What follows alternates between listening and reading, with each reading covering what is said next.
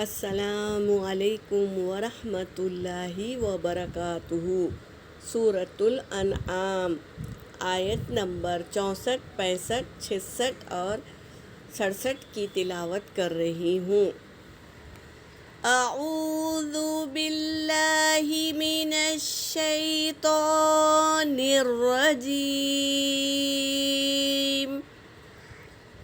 بسم اللہ الرحمن الرحیم۔ قل اللہ ينجيكم منها ومن كل كرب ثم أنتم تشركون۔ قل هو القادر على أن يبعث عليكم عذابا من فوقكم أو من تحت أرجلكم أو يلبسكم شيعا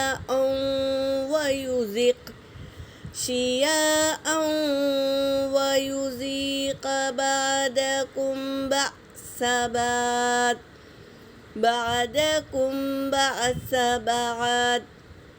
انظر كيف نصرف الآيات لعلهم يفقهون۔ وكذب به قومك وهو الحق، قل لست عليكم بوكيل، لكل نبأ مستقر وسوف تعلمون۔ صدق اللہ العلی العظیم۔ ترجمہ کر رہی ہوں۔ قل اللہ، کہہ دیجئے اللہ، ینجیکم، وہ نجات دیتا ہے تمہیں، منہا، اس سے، ومن کل کرب، ہر ایک تکلیف کا اللہ نجات دیتا ہے، ثم انتم، پھر تم، تشرکون، شریک ٹھہرا لیتے ہو۔ جب تکلیف آتی ہے تو ہم کسے پکارتے ہیں؟ اللہ کو پکارتے ہیں، تو وہ بھی اللہ کو ہی پکارتے تھے۔ پھر جب اللہ تبارک تعالیٰ ان کی تکلیف کو دور کر دیتے ہیں، ہٹا دیتے ہیں، تو وہ شریک ٹھہرا لیتے ہیں، یعنی اللہ کی جگہ کسی اور کو معبود بنا لیتے ہیں۔ قل هو القادر، کہہ دیجئے وہی قادر ہے، علی ان یبعث، یہ کہ وہ بھیجے، علیکم، تم پر، عذاباً یعنی عذاب، اللہ ہی قادر ہے تم پر عذاب بھیجے، من فوقکم، تمہارے اوپر سے، او من تحت، یا تمہارے نیچے سے، وارجلکم، اور تمہارے پیروں کے نیچے سے، او یلبسکم، یا وہ لڑا دے، شیعون، گروہ سے، گروہ کے بیچ میں لڑا دے، ویذیق، اور وہ چکا دے، بعضکم، بعض تم میں سے بعض کو۔ اللہ تبارک تعالیٰ کسی اور کو طاقت دے کے تم سے لڑا دے، اس پر بھی وہ اللہ ہی قادر ہے۔